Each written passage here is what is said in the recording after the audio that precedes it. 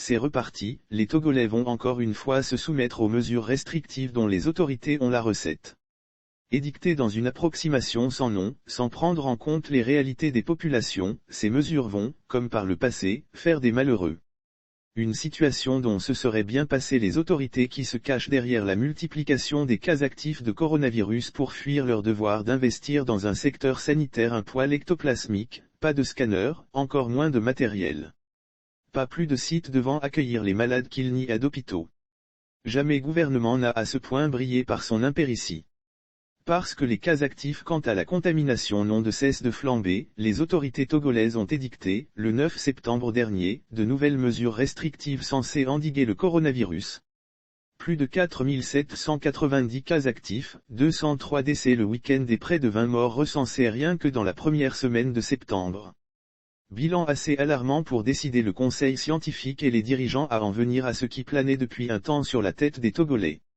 À compter du 10 septembre 2021, sont suspendues toutes manifestations culturelles, sportives et politiques pour une durée d'1 mois, comme sont suspendues toutes les célébrations de mariage civil, religieux et traditionnels, pour une durée d'1 mois.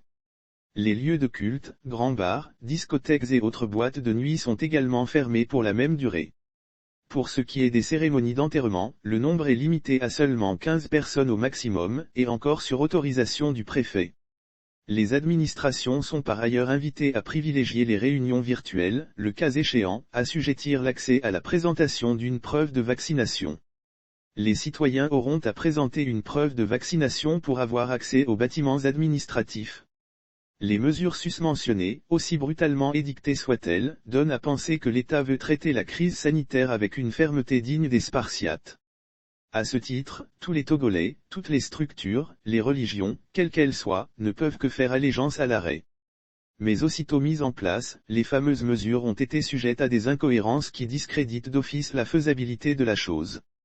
Si les mesures sont entrées en vigueur le 10 septembre, la conférence des évêques du Togo a fait savoir dans un communiqué daté du 10 septembre dernier que le gouvernement a accueilli favorablement le souhait des évêques, que l'entrée en vigueur des mesures de fermeture des lieux de culte soit effective, à partir du vendredi 17 septembre 2021. Soit. Mais en donnant une semaine de propagation pour se préparer, le virus en sera pour autant arrêté dans ses manifestations. Après la conférence des évêques du Togo, ce sera le tour de quelle confession religieuse. À ce compte-là, l'Église protestante voudra à son tour s'accorder une semaine de préparation, comme l'Église pentecôtiste, tout ce que l'on veut. Quid des musulmans, des animistes?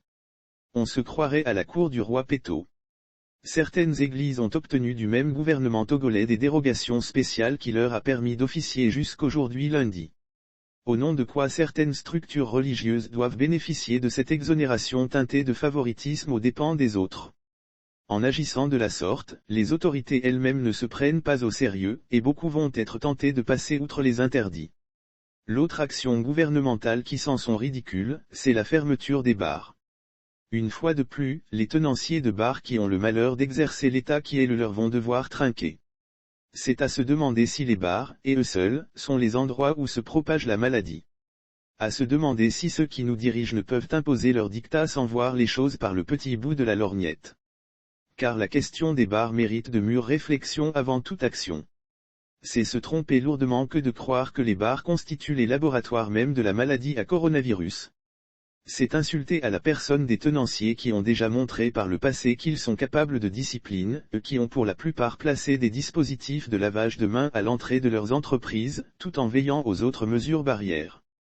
Il est vrai qu'avec le temps, beaucoup ont baissé la garde, mais au lieu de fermer littéralement ces lieux qui constituent leur source de revenus en participant du même coup de l'économie du pays, l'État aurait pu conditionner leur fréquentation à la présentation d'une carte de vaccination.